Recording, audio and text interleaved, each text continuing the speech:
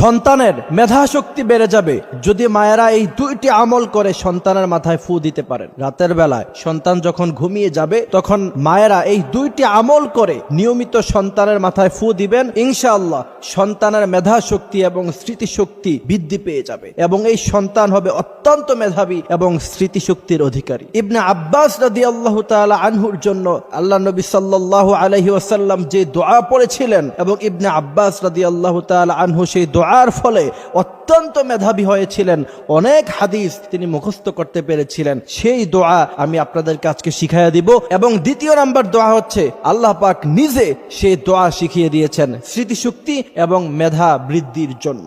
সেই দুই দোয়ার মধ্য থেকে প্রথম দোয়া হলো হযরত ইবনে আব্বাস রাদিয়াল্লাহু তাআলা আনহুর মেধা এবং স্মৃতিশক্তি খুব বেশি একটা ছিল না। আল্লাহ নবী সাল্লাল্লাহু আলাইহি ওয়াসাল্লাম হযরত ইবনে আব্বাসের জন্য তখন দোয়া করলেন, আল্লাহুম্মা ফাক্কিহু ফিদ্দীন, হে আল্লাহ আপনি ইবনে আব্বাসের ইলমে ফিকহের জ্ঞান বাড়িয়ে দেন। এই দোয়া যখন ইবনে আব্বাস রাদিয়াল্লাহু তাআলা আনহুর জন্য আল্লাহ নবী সাল্লাল্লাহু আলাইহি ওয়াসাল্লাম করলেন তখন থেকে দেখা গেল